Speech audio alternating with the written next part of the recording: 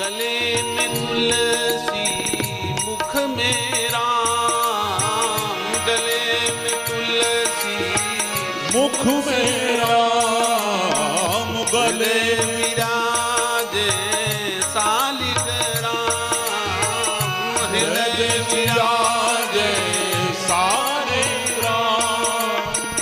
राम नाम भज बारंबारा, राम नाम भज बारंबारा।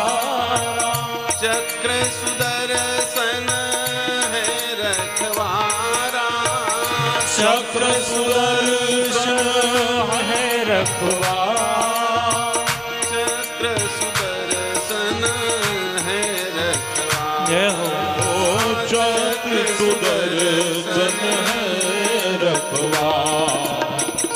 सीताराम जय सीताराम, सीताराम जय सीताराम। सीताराम जय सीताराम। जय हो। सीताराम जय सीताराम। राजा राम जय राजा राम, राजा राम जय राजा राम। राधे श्याम जय राधे श्याम, राधे राम लब कृपा दिखाए। सीताराम जय सीताराम, सीताराम जय सीताराम। राधे श्याम हरि जय ओम। राधे श्याम, राधे श्याम जय राधे श्याम। सीताराम जय सीताराम, सीताराम जय सीताराम। सीताराम जय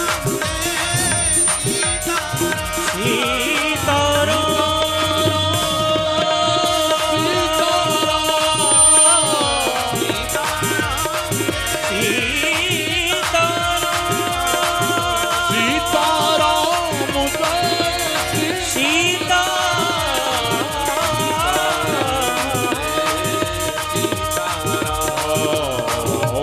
सीताराम जय सीताराम जय सीताराम।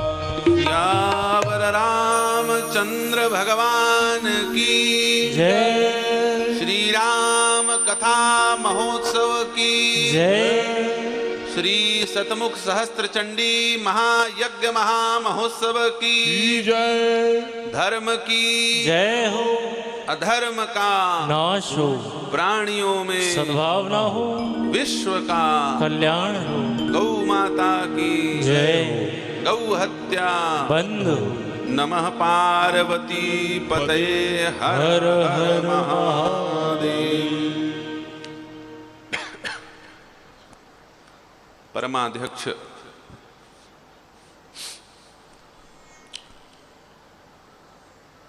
स्वयं श्री सीताराम नाम भगवान प्रबल प्रभंजन मारुति नंदन श्री हनुमंतलाल जी महाराज के मंगलमयी पादार बिंदों में साष्टांग दंडवत प्रणिपात निवेदित करते हुए मंचस्थ वांछा कल्प करुभ्यश्च कृपा सिंधुभ्य एव च पतितानाम पावनेभ्यो श्री वैष्णवेभ्यो नमो नमः। मंचस्थ विराजमान समस्त वैष्णव महापुरुषों को मंगल में प्रणिपात निवेदित करते हुए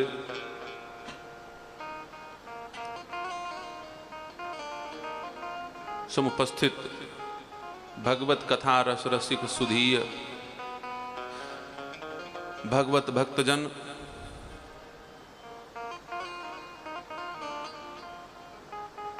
गुरुओं की कृपा से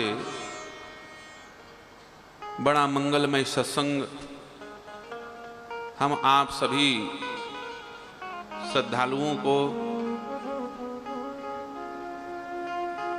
इस कथा पंडाल में तथा आस्था भजन के माध्यम से करोड़ों करोड़ सनातन धर्मी सत्संग प्रेमी भक्तजनों को अपने आवास में यह दिव्य सत्संग प्राप्त हो रहा है।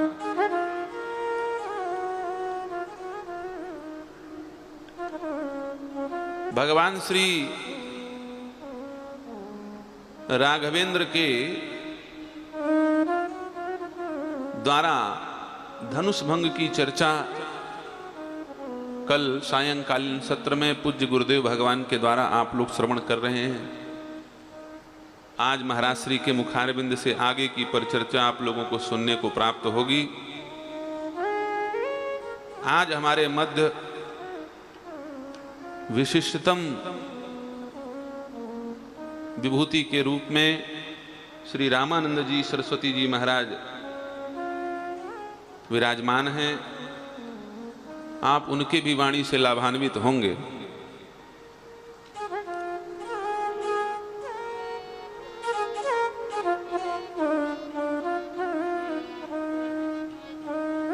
दशरथ जी के जीवन से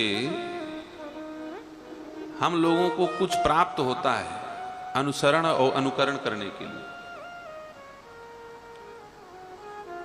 आप लोगों ने श्रवण किया कि विश्वामित्र जी दशरथ जी से राम और लक्ष्मण को मांग करके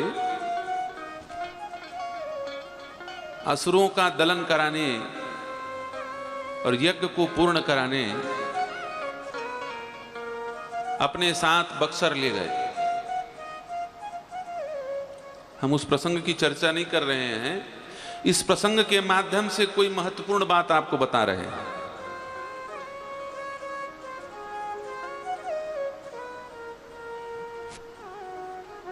परमात्मा ने 3 प्रकार से हमारे ऊपर कृपा की। मनुष्य शरीर दिया, ये गोविंद कृपा है। मनुष्यता का बोध कराने के लिए ग्रंथ दिया, ये ग्रंथ कृपा है। और उस ग्रंथ को समझाने के लिए गुरु रूप में आए, ये गुरु कृपा है। गुरु ग्रंथ गोविंद। हमारे सिख धर्म के अनुयायी गुरु और ग्रंथ को ही भगवान मानते हैं, लेकिन हम कहते हैं कि गोविंद के ही ये 2 स्वरूप हैं, गुरु और ग्रंथ। कोई बात नहीं, एक को पकड़ लो, परमात्मा को ही पकड़ा है। किसी व्यक्ति ने हाथी के पूंछ को पकड़ा, किसी ने कान को पकड़ा, किसी ने पैर को पकड़ा, तो जो छोटी बुद्धि वाले होंगे वो कहेंगे हमने पूंछ को पकड़ा, हमने कान को पकड़ा, हमने पैर को पकड़ा, हमने पेट को पकड़ा। लेकिन जो विशाल हृदय वाला होगा, विशाल दृष्टि वाला होगा, वो कहेगा कि आपने हाथी को पकड़ा। पकड़ा तो हाथी को ही। तो चाहे गुरु को पकड़ो, चाहे ग्रंथ को पकड़ो, चाहे गोविंद को पकड़ो, पकड़ाएगा परमात्मा ही, प्राप्त परमात्मा ही होगा। गुरु कृपा, गोविंद कृपा, ग्रंथ कृपा। लेकिन ये कृपा फलती कब है? कृपा तो सबके ऊपर है। श्रीमद् भागवत में चर्चा आई, कोई व्यक्ति ये नहीं कह सकता कि फलाने के ऊपर भगवान ने कृपा की, हमारे ऊपर नहीं की। अच्छा सच बताओ भाई, कोई ये कह सकता है बरगी में कि हमारे घर में बारिश हुई और फलाने के घर में नहीं हुई? या फिर पड़ोसी के घर में भगवान ने बारिश दिया और हमारे घर में नहीं दिया, ऐसा बोल सकता है? ऐसा कभी होता है क्या? आपके घर में बारिश हो, अब पड़ोसी के घर सूखा पड़ा रहे, उसके घर में भी बारिश होगी। जैसे बादल समान रूप से समवृष्टि करते हैं, वैसे ही परमात्मा सम्यक प्रकारेण कृपा करते हैं। भगवान ने स्वयं कहा है, सब मम प्रिय सब मम उपजाए, सब मम प्रिय सब मम उपजाए, सब ते अधिक मनुज मोहि भाए, सबसे अधिक मनुज मोहि भाए। देखो भाई, एक बात हम आप लोगों से कह देना चाहते हैं, वेद पढ़ने का अधिकार सबको नहीं है। वेद के अनुसार मनमुखी लोग तो सबको वेद पढ़ा रहे हैं, लेकिन हम वेद को मानेंगे लेकिन वेद की नहीं मानेंगे, तब मामला गड़बड़ हो जाएगा। सबको वेद पढ़ने का अधिकार नहीं है और सबको वेद सुनने का भी अधिकार नहीं है, ये स्वयं वेद में लिखा है। लेकिन कोई वेद के ज्ञान से वंचित न रह जाए, पुराण के ज्ञान से वंचित न रह जाए, शास्त्रों के ज्ञान से वंचित न रह जाए, इसलिए बाबा गोस्वामी तुलसीदास जी महाराज ने रामचरितमानस की रचना की है। इसको कहने और सुनने का हर व्यक्ति अधिकारी है। जितने लोग हैं वो सब रामचरितमानस पढ़ सकते हैं और सुन सकते हैं और गा सकते हैं। इसलिए इतना प्रयास, कठिन प्रयास गोस्वामी तुलसीदास जी महाराज ने सबको समान अधिकार दिलाने के लिए किया है, तो आप लोग उस अधिकार से वंचित मत रहा कीजिए। जब कोई महात्मा यहाँ से रामचरितमानस की चौपाई गाए तो साथ ही साथ आप लोग भी गाया करो, क्योंकि ये मौका हमको ही नहीं, केवल इन संतों को नहीं, आप लोगों को भी मिला हुआ है। इसलिए आप लोग भी साथ ही साथ सब मम प्रिय सब मम उपजाए, गाइए। सब प्रिय सब मम श्री परमहंस जी महाराज मंच पे विराजमान हो रहे हैं। सब ते अधिक मनुज मोहि भाए, सब गौर जी माल्यार्पण करके शास्त्री जी और मनुज मोहि भाए, सब ते अधिक मनुज मोहि भाए, सब ते अधिक मनुज मोहि भाए। सब मम प्रिय सब मम उपजाए, सब ते अधिक मनुज मोहि भाए। तब इसका अर्थ क्या निकालोगे? भगवान झूठ बोल रहे हैं, नास्तिक लोग यही कहेंगे, या फिर जो वामपंथी हैं, विचारधारा के हैं, कम्युनिस्ट विचारधारा के हैं, वो लोग यही कहेंगे, बोले देखो एक ही बात में भगवान के झूठ का पोल खुल गया। भगवान कह रहे हैं सब मम प्रिय सब मम उपजाए, सबको मैंने पैदा किया, सब मुझे प्रिय हैं। और कह क्या रहे हैं? बोले सब ते अधिक मनुज मोहि, लेकिन सबसे ज्यादा मैं मनुष्य को पसंद करता हूं। फिर सब मम प्रिय कैसे हुए? जब सब प्रिय हैं तो फिर मनुष्य को अतिरिक्त प्रेम क्यों मिला? इसका अर्थ ये नहीं है सब ते अधिक मनुज मोहि भाए, मैंने सबको पैदा किया और सब मुझे प्रिय हैं। मुझे तो सब प्रिय हैं, लेकिन सबको मैं बराबर प्रिय नहीं हूं। सब लोग मुझसे प्रेम नहीं करते, इसका यह अर्थ है। मैं सबसे प्रेम करता हूं, परमात्मा तो सबसे प्रेम करता है। कुकर सूकर कीट पतंग, इनसे भी भगवान प्रेम करता है। अच्छा सच बताओ, भगवान क्या मनुष्यों से ही प्रेम करते हैं? नहीं। यदि भगवान मनुष्य से प्रेम करते तो शेर बन करके क्यों आए? नरसिंह बन करके आए ना। उग्रम वीरम महाविष्णु ज्वलंतम सर्वतो मुख नरसिंहम भीषणम भद्रम मृत्यु मृत्यु नमाम्यहम। मनुष्य ही बन करके आना चाहिए भगवान को।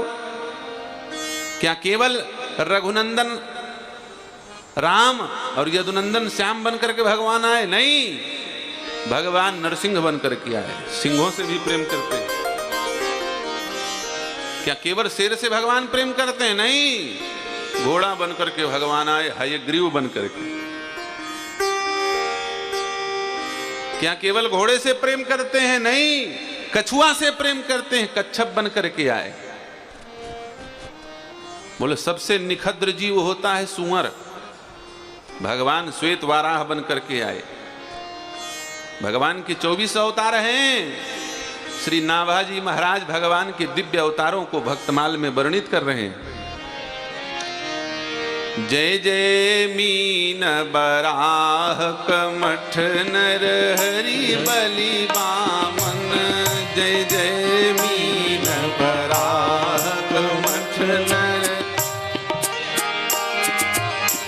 जय जय मीन बराह कमठ नर हरि बलि वामन, जय जय मीन बराह कमठ।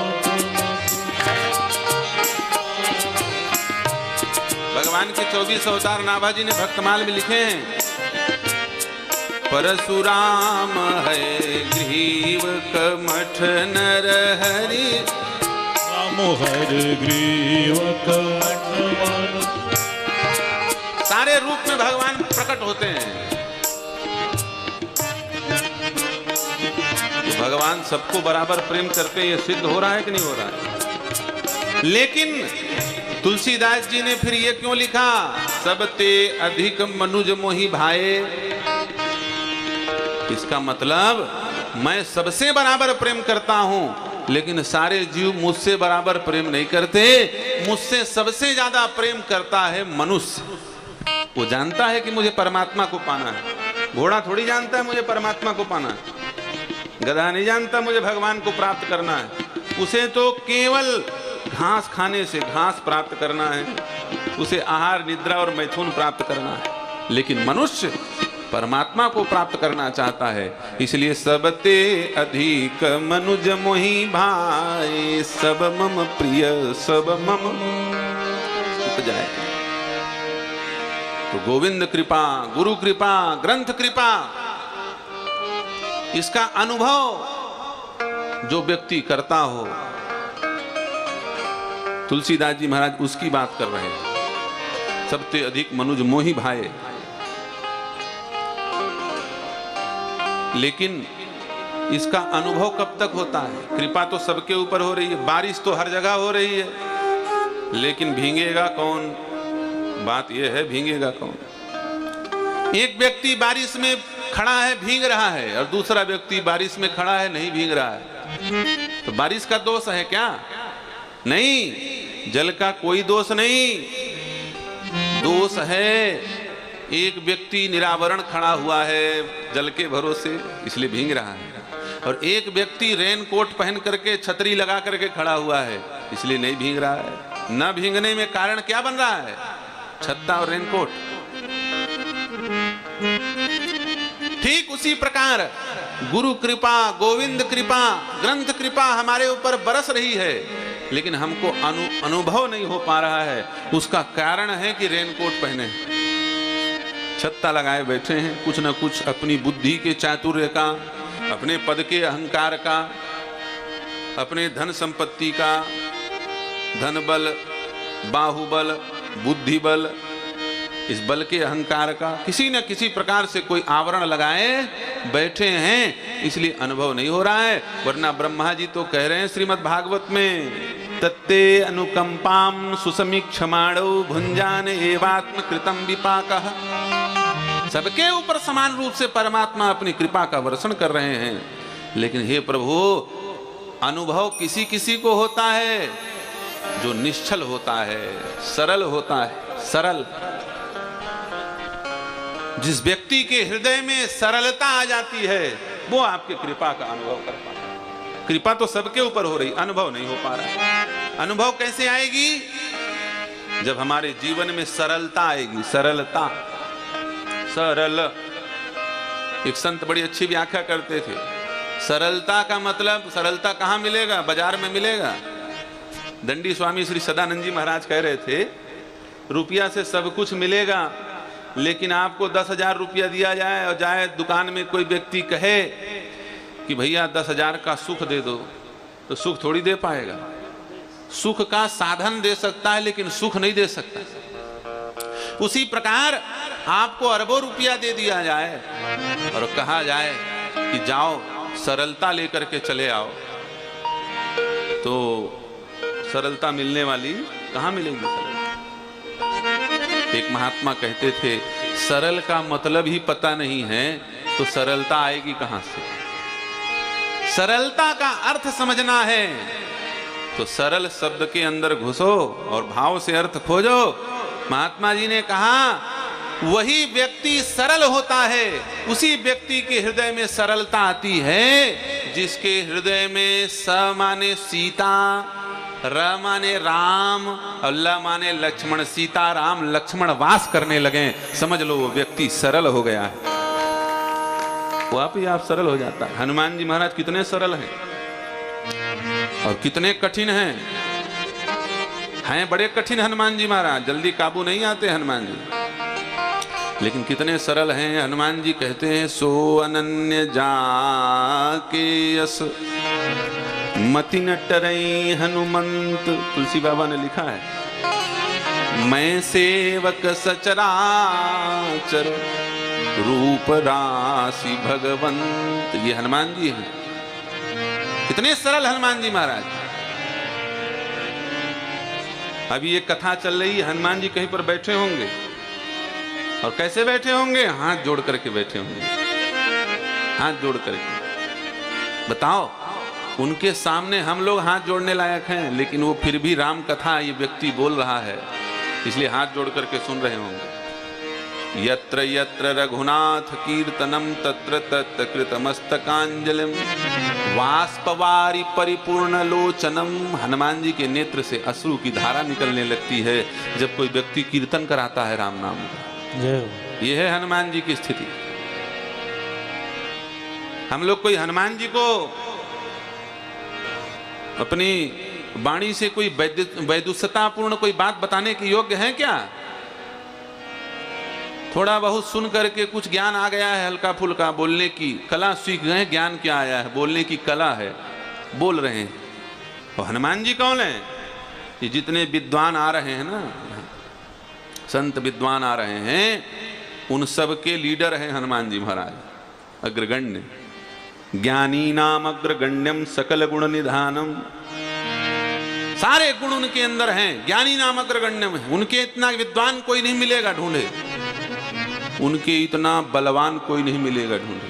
हनुमान जी महाराज के बल की कोई सीमा है? कैसे अतुलित बल धामम होंगे?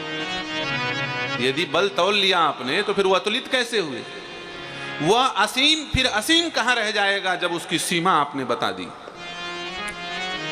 तो उनके इतना बलवान भी कोई नहीं, उनके इतना धनवान भी कोई नहीं। लो आप बोलोगे महाराज हनुमान जी धनवान है, हमने तो हनुमान जी के पास रुपया पैसा छोड़ो, लंगोटी देखा, जेब भी नहीं है, कहां रुपया पैसा रखेंगे? लंगोटी पहने रहते हैं हनुमान जी महाराज।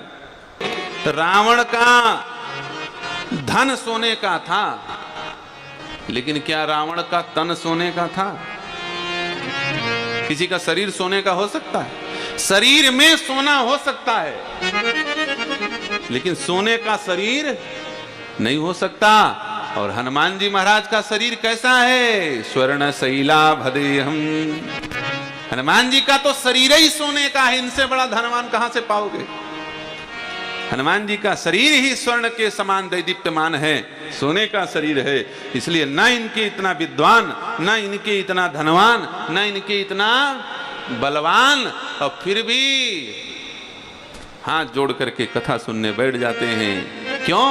उनके जीवन में सरलता है। और सरलता क्यों आई? क्योंकि उनके हृदय में सरल का मतलब स माने सीता, र माने राम, और ल माने लक्ष्मण। सीता राम लक्ष्मण विराजमान हैं, इसलिए जीवन में सरलता है। और 24 घंटे अहिर्निश भगवत कृपा का अनुभव कर रहे हैं। तो गुरु कृपा, गोविंद कृपा का अनुभव कब होगा? जब जीवन में सरलता आएगी। कठिनता आ जाए, जटिलता आ जाए तो फिर अनुभव होने वाला नहीं है। दशरथ जी के साथ यही समस्या हुई।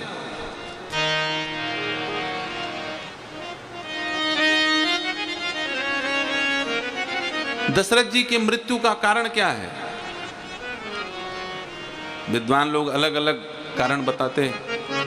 कोई कहता है कि श्रवण कुमार के माता पिता का श्राप है,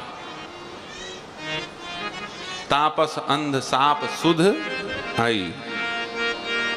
लेकिन सच बताओ भाई, नारद जी महाराज को किनका श्राप लगा था? दक्ष का श्राप लगा था। और जिस नारद को श्राप लगा था कि आप कहीं पर भी 2 घड़ी से ज्यादा नहीं रुक सकते, उस नारद का श्राप छूट गया। किसके बल पे छूटा?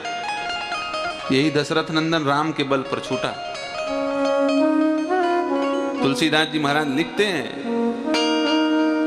दशरथ सुमिरत हरि श्राप गति बाधी। सुमिरत हरि श्राप गति बाधी। सहज विमल मन लाग समाधि।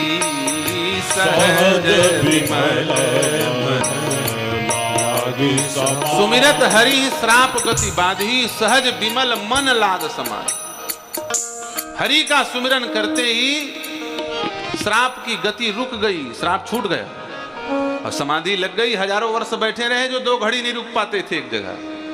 ये राम नाम का प्रभाव है कि नहीं है? भगवान का प्रभाव है कि? जिनके नाम से बड़े बड़े पापियों को, बड़े बड़े जो श्राप खाए बैठे हैं, उनका श्राप छूट जाता है, तो उनके पिता का श्राप नहीं छूटेगा? जिन दशरथ के यहां स्वयं परमात्मा अवतरित हो गए, क्या वो श्राप से मरेंगे? महात्माओं ने व्याख्या की, भाव दिया, अरे भैया दशरथ जी श्राप से नहीं मरे, दशरथ जी तो वरदान के कारण मरे। लो भाई, ये भी एक विचित्र बात है। दशरथ जी श्राप से नहीं मरे, वरदान से मरे। कोई जरूरी नहीं है जहर ही पी के मरोगे। कई लोग दूध पी के मर जाते हैं। ज्यादा पी जाओ। हमारे गुरुदेव भगवान पहले जिला जालौन उत्तर प्रदेश में एक नरसिंह पीठ है, प्राचीन 2500 वर्ष पुराना मंदिर। तो बताते थे कि एक मोटू पंडित रहते थे, उन्होंने शर्त लगा ली 200 लड्डू खाने की। हम 200 लड्डू खा जाएंगे, 200 लड्डू। और शर्त लगाया, शर्त के जोश में 200 लड्डू खा गए। अब आए तो थे चल के, लेकिन 200 लड्डू जब खाया तो चलने लायक नहीं बचे, वहीं लेट गए, पेट फूट गया, लड्डू बाहर फेंकाने लग गए। तो कोई जरूरी थोड़ी है कि अमृत जहर पी करके ही कोई व्यक्ति मरे। अमृत पी करके भी व्यक्ति मर सकता है। अति पियोगे तो बचोगे थोड़ी। किसी भी चीज की अति वर्जित है। दशरथ जी श्राप से नहीं मरे, वरदान से मरे। क्या वरदान है दशरथ जी का? महाराज मनु ने वरदान मांगा था, मणि बीन फनी जिम जल बीन मीना। मणि बीन फनी जल बीन मीना। मम जीवन तिनि तुम ही अधीना। मम जीवन तिनि तुम ही अधीना। मणि बिन फणी, जैसे बिना मणि के सर्प मर जाता है, जैसे बिना जल के मछली मर जाती है, वैसे ही मैं बिना आपके मर जाऊं। ये वरदान है। बोले इस वरदान के कारण मर गए होंगे। अच्छा सच बताओ भाई, बिना राम के दशरथ जी मर जाएंगे ऐसा वरदान मांगा है उन्होंने। लेकिन ये बताओ, ये वरदान कभी सत्य हो सकता है क्या? तर्क करिए, विचार कीजिए, क्या कभी ये वरदान सत्य हो सकता है? मैं कहता हूं कि दशरथ जी ने भले मांगा है कि बिना राम के मैं मर जाऊं, लेकिन क्या बिना राम का कोई रह सकता है? क्या बिना राम का कोई हो सकता है? कोई भी जीव बिना राम के नहीं हो सकता। क्यों? क्योंकि जीव में जीवंत है, वो राम जी के कारण है। राम कहां है? राम तो जीव के भीतर बैठे हैं, उनके बिना कैसे हो सकता है कोई जीव? जीवात्मा परमात्मा के अस्तित्व से ही अस्तित्व में है, कोई स्वतंत्र अस्तित्व है क्या? तुलसीदास जी महाराज ने कहा, जीव जीव के जीव तुम। भगवान कौन है? जीव के भी जीव हैं। जीव सुख के सुख राम, तुम तजितात सुहात गृह जिनहिति नहीं विधिबान। भगवान तो अंतरात्मा में विराज, उनके बिना कोई हो ही नहीं सकता। तो ये वरदान कभी सिद्ध नहीं हो सकता, बिना राम के कोई हो ही नहीं सकता। इस ब्रह्मांड में हर जगह कण कण में परमात्मा विराजमान है। अग जग में सब रहित विरागी, प्रेम ते प्रभु प्रगटे जी मियागी। तो भला दशरथ जी बिना राम के कैसे हो सकते हैं? तब फिर प्रश्न आया, बोले न श्राप से मरे न वरदान से मरे, तो किस लिए मर गए भाई? समझ में नहीं आ रही बात। बोले कृपा का अनुभव नहीं हो पाया। क्या नहीं हो पाया? कृपा का अनुभव नहीं हो पाया, भूल गए, सरलता चली गई। और दशरथ जी को यह भान हो गया कि नहीं हम राजा हैं, भान हो गया, अपनी बुद्धि का प्रयोग करने लगे। कैकेयी ने वरदान मांगा था कि होत प्रात मुनि बेश धर जौन राम बन जाएं। तो दशरथ जी को कहना चाहिए था कि राम को राजा बनाने के लिए जो आज्ञा मिली है वो मेरे ओर से नहीं मिली है, वो गुरुदेव वशिष्ठ की कृपा से राजा बन रहा है। इसलिए इस वरदान को देने के अधिकारी गुरुदेव वशिष्ठ हैं, मैं नहीं। बात बन जाती, लेकिन अपने सामने आ गए। बोले हाँ हमने वचन दिया है तो हम पूरा करेंगे। अच्छा सच बताओ, राजा बनाने का आदेश किसका था? गुरुदेव वशिष्ठ का। तो वन बेचने का भी अधिकार किनको था? उनसे परामर्श लेना चाहिए था।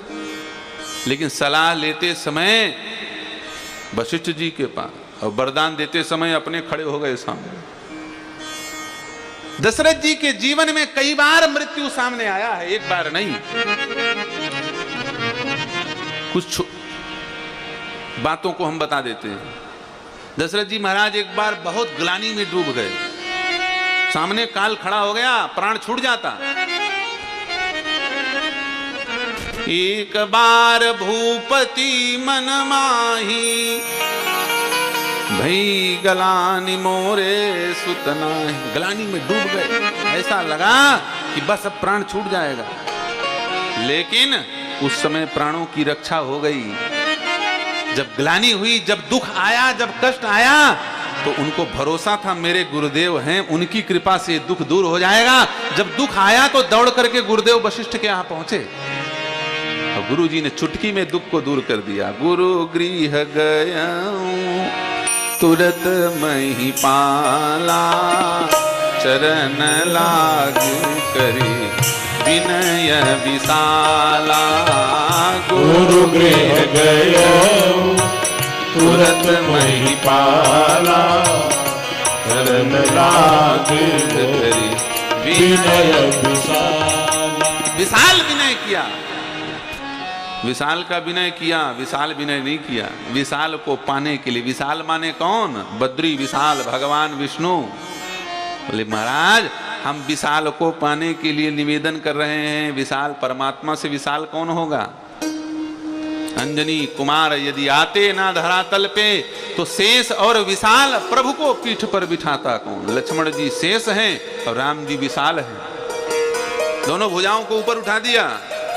इसका मतलब जिसकी भुजा विशाल है वो हमको चाहिए, इशारा से भी मांग रहे हैं। राम जी की भुजा कैसी है? फरक उठे दो भुजा विशाला, सुन सेवक दू दीन दया। आजान भुजा है जो, वो हमको चाहिए। तो गुरु जी ने चुटकी में समस्या धरहु धीर हुई है सुतचारी, त्रिभुवन विदित भगत भयहारी।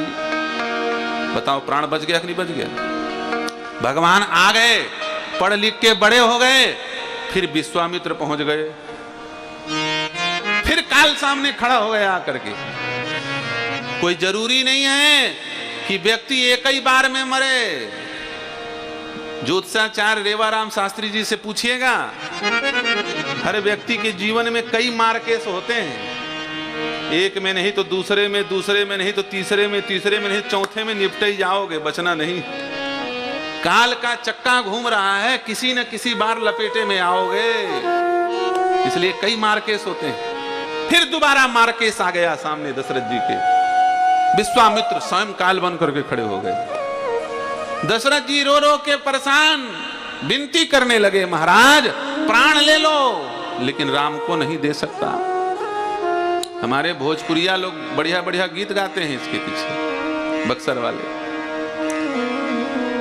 दशरथ जी हाथ जोड़ करके रो रहे हैं, हाथ जोड़ पाए परी,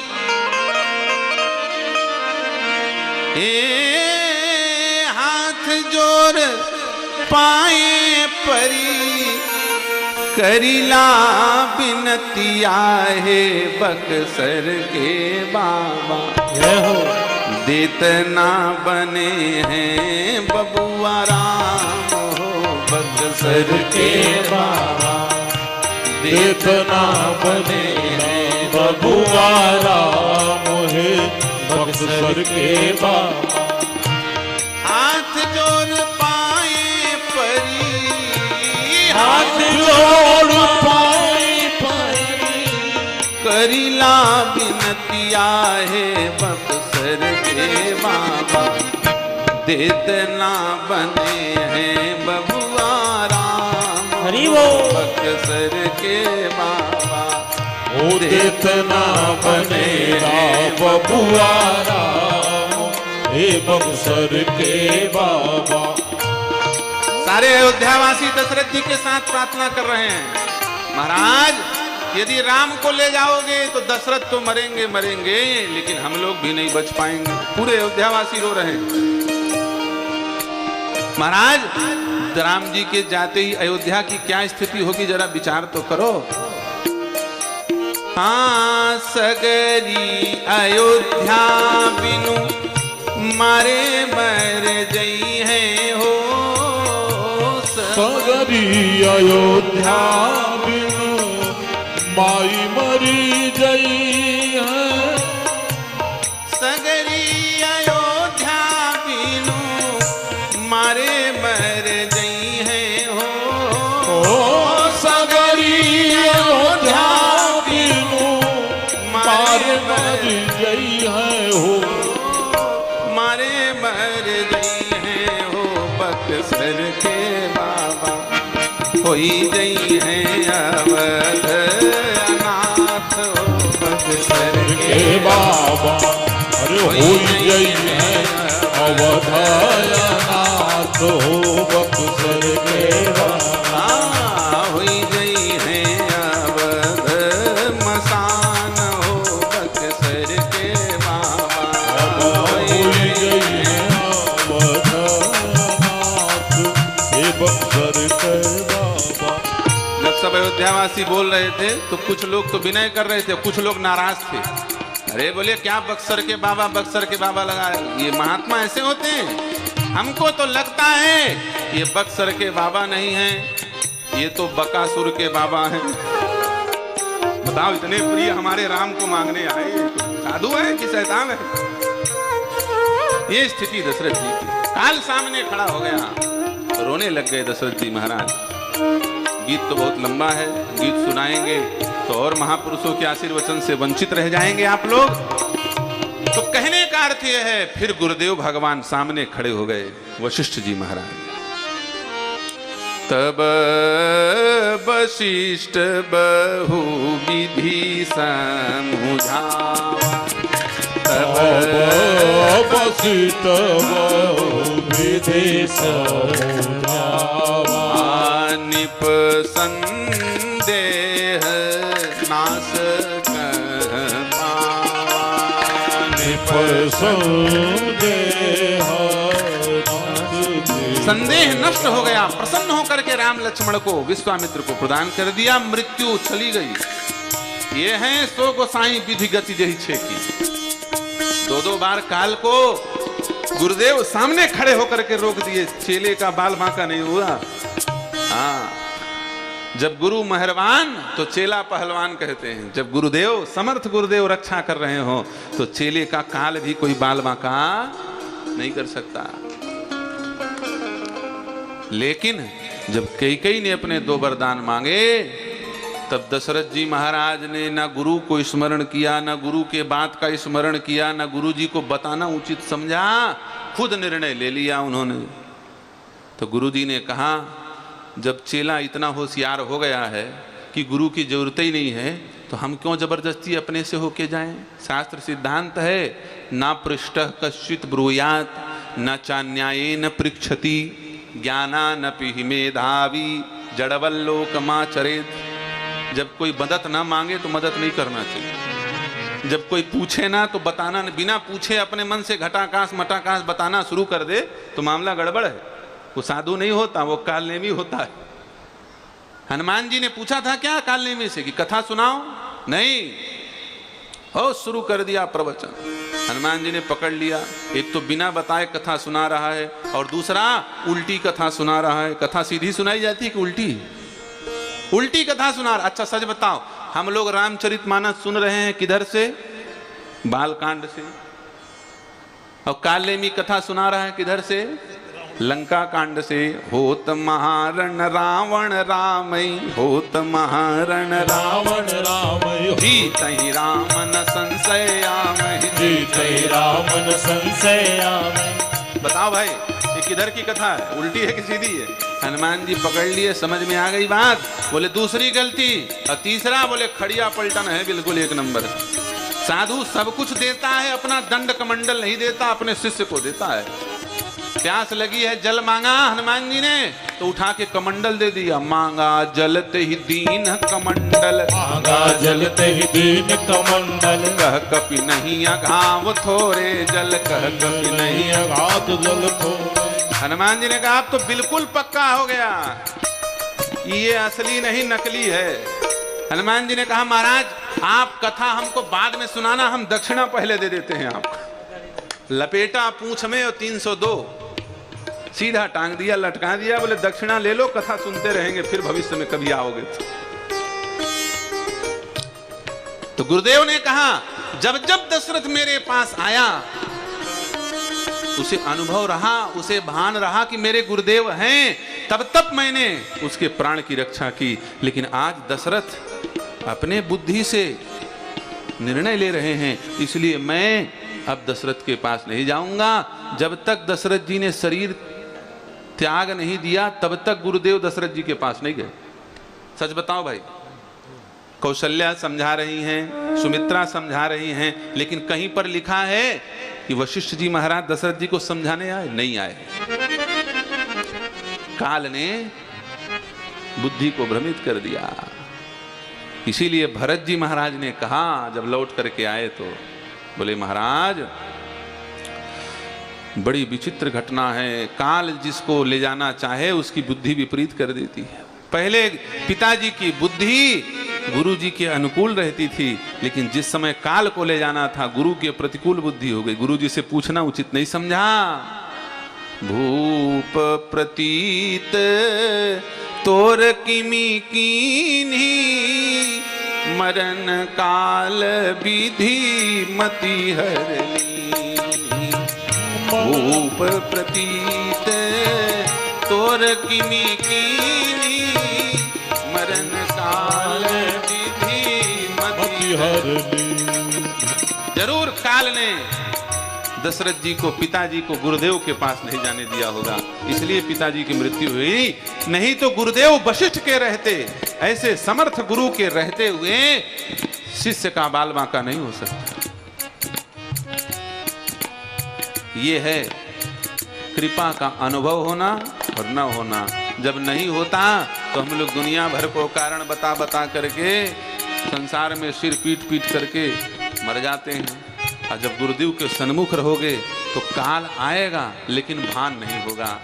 ये है गुरु कृपा और गुरु कृपा का अनुभव। इसलिए गुरु कृपा का अनुभव छूट गया दशरथ जी को, वो कारण बना। ऐसा महात्मा लोग तर्क करते हैं, ऐसा महात्मा लोग, भाई देखो भगवान की कथा अनंत नहीं है, लेकिन अनंत हो गया। क्यों? क्योंकि भगवान के संत अनंत हैं। जाने वो संत अनंत समाना, अनंत संत हैं तो अनंत कथा होती रहती है। अब एक ही महात्मा रहे तो कितनी बुद्धि काम करेगी, बंद हो जाएगी कथा, बस खत्म। अनेक संत मिलकर के भगवान के अनंत चरित्रों का गुणगान करते रहते हैं।